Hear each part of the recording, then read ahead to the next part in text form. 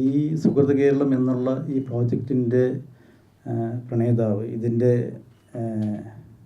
മനസ്സുകൊണ്ടും ഇതിൻ്റെ ആശയം കൊണ്ടും സമ്പുഷ്ടമാക്കിയത് വിനീതമായി പറയുകയാണെങ്കിൽ ഇത് ഞാനല്ല.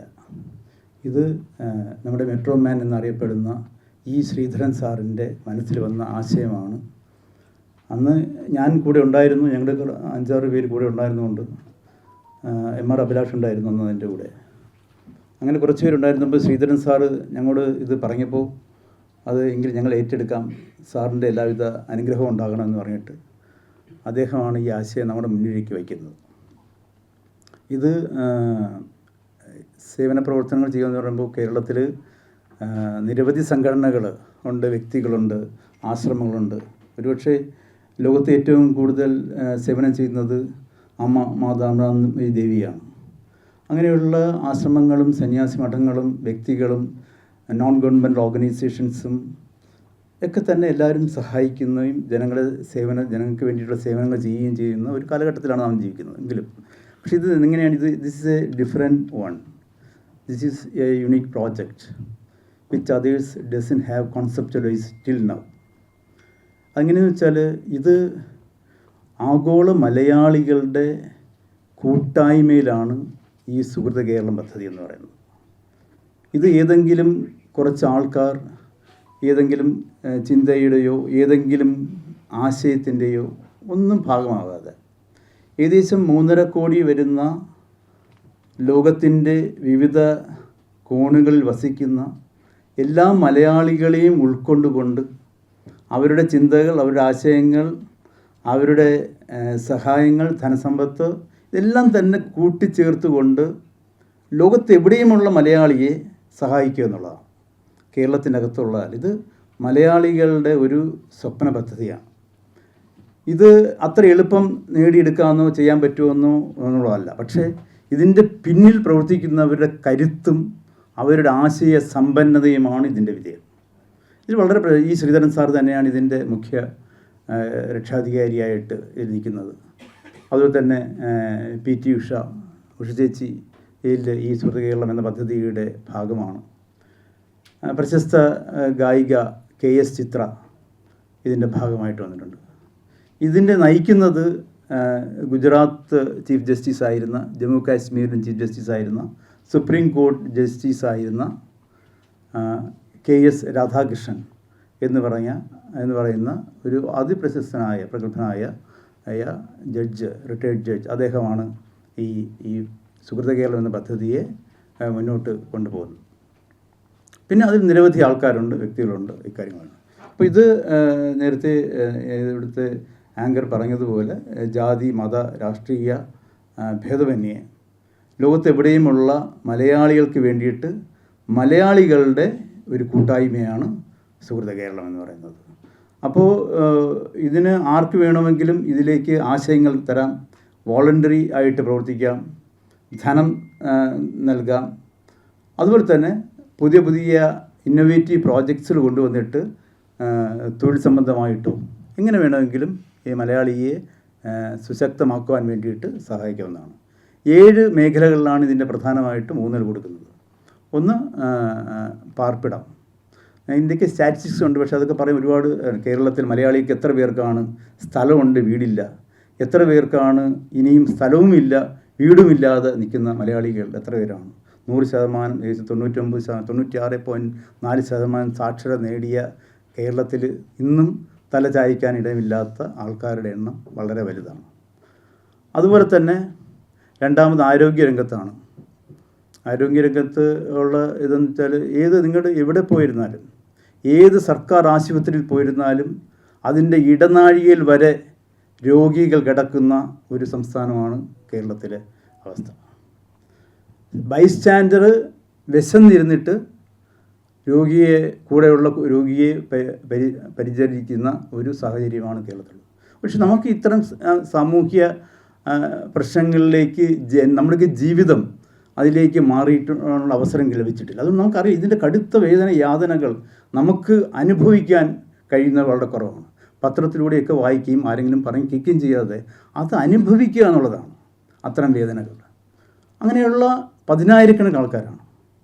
കുടുംബം എല്ലാം നഷ്ടപ്പെട്ട് ഒരു വീട്ടിലൊരു ക്യാൻസർ രോഗി വന്ന് പിന്നെ ആ ക്യാൻസർ രോഗിയെ സംരക്ഷിക്കാൻ വേണ്ടിയിട്ട് കിടപ്പാടം വിറ്റ് എല്ലാം നഷ്ടപ്പെട്ട് ഒന്നുമല്ലാതായി ബാക്കിയുള്ളവരും കൂടെ രോഗബാധിതരായി മാനസികമായിട്ടും ശാരീരികമായിട്ടും ജീവിക്കുന്ന ആയിരങ്ങളുള്ള കേരളമാണ്. വിദ്യാഭ്യാസ രംഗത്ത് നമുക്കറിയാം, വിദ്യാഭ്യാസ രംഗത്ത് ഇന്ന് പഠിക്കുവാൻ വേണ്ടിയിട്ട് ചിലവാക്കുന്ന തുക എത്ര വലുതാണ്. ഒരു പ്രൊഫഷണൽ എഡ്യൂക്കേഷൻ ഒരു വീട്ടിൽ നിന്ന് കംപ്ലീറ്റ് ചെയ്യണമെങ്കിൽ എത്ര ലക്ഷങ്ങളാണ് വേണ്ടത്. ഒരു കുട്ടി ഇൻ്റലക്റ്റ് ആയതുകൊണ്ട് കാര്യമില്ല, കുട്ടി വളരെ മെറിറ്റോറിയസ് ആയതൊരു കാര്യമില്ല. പക്ഷേ വളരെ കുറച്ച് പേർക്ക് ആ മെറിറ്റോറിയസ് ആയതുകൊണ്ട് മാത്രം വളരെ ചുരുങ്ങിയ കാശിൽ പഠനം പൂർത്തിയാക്കാം. പക്ഷേ ആയിരക്കണക്കിന് വിദ്യാർത്ഥികൾ അവരുടെ മെറിറ്റിനെ 99 നിന്ന് 97 96 മാറിയാൽ ആ കുട്ടിക്ക്, ഒരു സാധാരണ കുടുംബത്തിലുള്ള കുട്ടിക്ക് ഹയർ എഡ്യൂക്കേഷൻ അസാധ്യമാണ് ഇന്ന് കേരളത്തിൽ. എന്നിട്ട് അവൻ്റെ ചിന്തകളും അവൻ്റെ യുണീക്ക് ക്യാരക്ടേഴ്സും ഒക്കെ തന്നെ വിഫലമാവുകയാണ്, ടാലൻസ് ഇല്ലാതായി പോവുകയാണ്. ആര് കൈത്താങ്ങായി മാറും? ഞാൻ ആരെങ്കിലും, ഇന്ന് കേരളത്തിൽ നിരവധി ആൾക്കാർ അത്തരം സഹായങ്ങൾ പോരാ, 10,000-കണക്കിന് ആൾക്കാരെ സഹായിക്കാൻ കഴിയണം.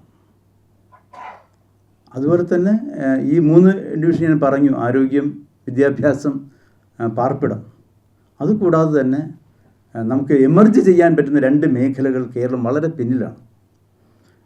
Startup convention, the national convention of startups കേരളത്തിൽ നടത്തി. സിനിമാ നടന്മാർ വന്നിട്ട് സ്റ്റാർട്ടപ്പിനെ കുറിച്ചിട്ട് പ്രത്യേകിച്ച് ആൾക്കാരെ കൂട്ടുന്നു. എത്ര സ്റ്റാർട്ടപ്സാണ് സക്സസ് ആയത് കേരളത്തിൽ? Not even 1% according to studies.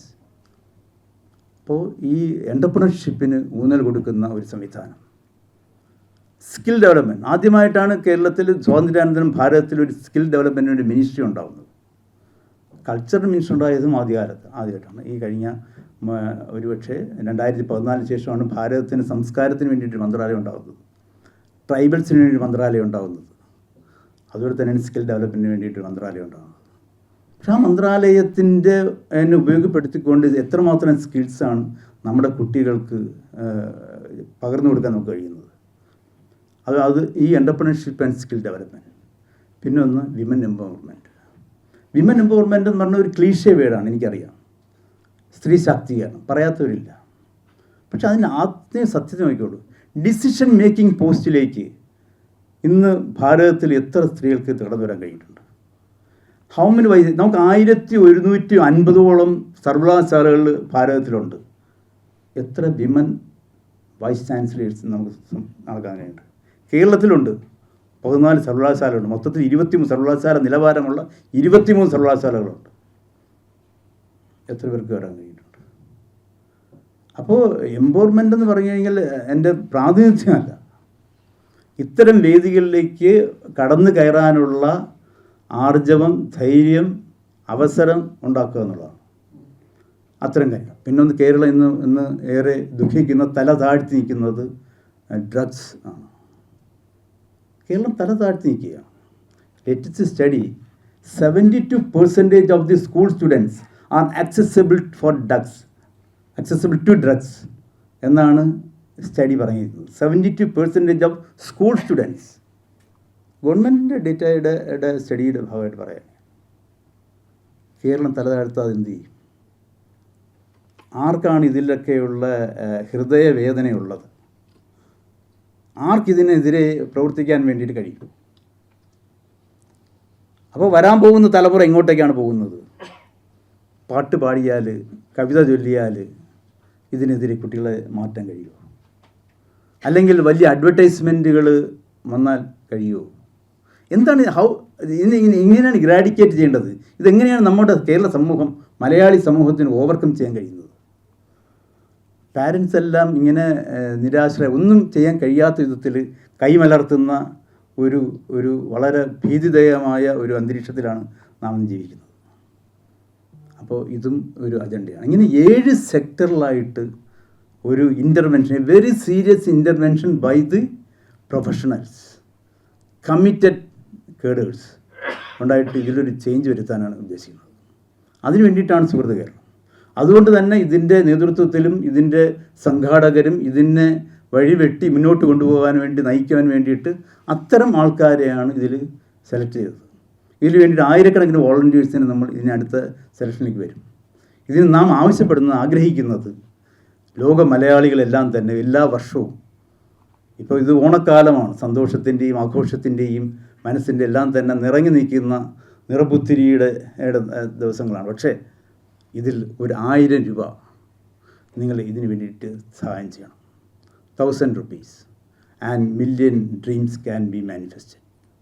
ഒരു 1000 രൂപ കൊടുക്കാൻ വേണ്ടിയിട്ടാണ് ഇത്. ഈ ശ്രീധരൻ സാർ, ഞാൻ അദ്ദേഹത്തിന് ചോദിച്ചു, സാർ ഇത് ഇന്ന് ആർക്കാണ് ക്രെഡിബിലിറ്റി ഉള്ളത്? Credibility loss everywhere. അപ്പോൾ സാർ പറഞ്ഞു, ഞാൻ കത്ത് തരാം. അദ്ദേഹം എന്നോട് പറയായിരുന്നു, അദ്ദേഹം റിട്ടയർ ചെയ്തിട്ട്, അത് ഇവിടുത്തെ റെയിൽവേ ജോലി റിട്ടയർ ചെയ്തിട്ട് നോക്കിയപ്പോൾ അദ്ദേഹത്തിന് സ്വന്തമായിട്ട് വീടില്ല. അപ്പോൾ അദ്ദേഹം പറഞ്ഞു അദ്ദേഹത്തിനൊരു ലോൺ എടുക്കണം. മദ്രാസിലൊരു വീട് കണ്ടുവച്ചു, 4 ലക്ഷം രൂപ. 4 ലക്ഷം രൂപയ്ക്ക് വീടെടുക്കാൻ വേണ്ടിയിട്ട് അദ്ദേഹം ബാങ്കിൽ ലോൺ അപ്ലൈ ചെയ്തു. അപ്പോൾ ബാങ്ക് മാനേജർ പറഞ്ഞു, റിട്ടയർഡ് ചെയ്ത ഉദ്യോഗസ്ഥന് ലോൺ തരാൻ ബുദ്ധിമുട്ടുണ്ട് ബാങ്കിന് എന്ന് പറഞ്ഞു. എത്ര വർഷം, എത്ര സത്യസന്ധമായിട്ട് ഭാരതത്തിൻ്റെ റെയിൽവേയുടെ ട്രാൻസ്ഫോർമേഷൻ ചെയ്ത അദ്ദേഹത്തിന് റിട്ടയർ ചെയ്ത് സ്വന്തം വീടില്ലാതെ ലോൺ ലഭിക്കാതെ അദ്ദേഹം വിഷമിക്കുമ്പോൾ അദ്ദേഹം പറഞ്ഞു, അദ്ദേഹത്തിന് മകനൊരു ജോലി ഉണ്ടായിരുന്നു. എൻ്റെ മകനോട് വിളിച്ചു പറഞ്ഞു, നിൻ്റെ സർട്ടിഫിക്കറ്റും ജോബിൻ്റെ ഇതെല്ലാം കൊടുക്കുക. അങ്ങനെ ലോൺ കിട്ടി, മകൻ്റെ പേരിൽ ലോൺ കിട്ടിയതിൽ 4 ലക്ഷം രൂപയ്ക്ക് വീട് വെച്ചു അദ്ദേഹം പറഞ്ഞു. മദ്രാസിൽ വീട് മേടിച്ചു എന്ന് പറഞ്ഞു. അപ്പോൾ അദ്ദേഹം പറഞ്ഞു, ഞാൻ ഈ ലോക മലയാളികൾക്ക് ഞാനൊരു കത്ത് തരാം. ഈ സുഹൃത കേരളത്തിന് വേണ്ടിയിട്ട് എല്ലാവരും അവരുടേതായ കുറഞ്ഞതൊരു 1000 രൂപയെങ്കിലും നിങ്ങളിതിന് വേണ്ടിയിട്ട് വയ്ക്കും. ഇത് ഏറ്റവും സുതാര്യമായിരിക്കും. ഇത് മലയാളി സമൂഹത്തിന് വേണ്ടിയിട്ടുള്ള പ്രവർത്തനങ്ങൾ എല്ലാവർക്കും അറിയപ്പെടുന്ന, എല്ലാവരുടെയും നിർദ്ദേശങ്ങൾ കേൾക്കുന്ന, എല്ലാവരുടെയും മനസ്സിന് ഇഷ്ടപ്പെടുന്ന തരത്തിലും അവർക്ക് ഇത് സംതൃപ്തി വരുന്ന തരത്തിലും ലോക മലയാളികളുടെ ആഗോള പ്രസ്ഥാനമായി മാറുവാനും അത് ആയിരക്കണക്കിന് 10,000 ആൾക്കാരെ സഹായിക്കുവാനും വേണ്ടിയിട്ട് ഞാൻ മലയാളികളോട് പറയുന്നു, ഇതിന് വേണ്ടിയിട്ട് കുറഞ്ഞ ഒരു 1000 രൂപയെങ്കിലും സംഭാവന ചെയ്യുവാൻ വേണ്ടിയിട്ട്. അങ്ങനെ അത് പറയാം. അതിനുശേഷം ഞാൻ state Bank of India, because പല ബാങ്കുകളുണ്ട്, ഏത് ബാങ്കിൽ വേണമെങ്കിലും ഇപ്പോൾ ഓൺലൈൻ ട്രാൻസാക്ഷൻ നടത്തും. അപ്പോൾ ഞാനത് പറഞ്ഞു, അതിൽ ഏറ്റവും പ്രസ്റ്റീജിയസ് ആയിട്ടുള്ള ക്രെഡിബിൾ ആയിട്ടുള്ളൊരു ബാങ്ക് വേണം. So eye contact the chairman of the state Bank of India. ഞാൻ അദ്ദേഹത്തിന് പറഞ്ഞു, ഇതിന് പാർട്ണറായിട്ട് ഇത് ഏകദേശം ഈ ബാങ്കിൻ്റെ ഇതിൽ വെച്ചിട്ട് ചെയ്യണം. ഏറ്റവും സുതാര്യമായിരിക്കണം, ഒരിക്കലും ഹാക്ക് ചെയ്യപ്പെടരുത്, ഒരിക്കലും ഇതിൽ വിവാദം വരരുത്.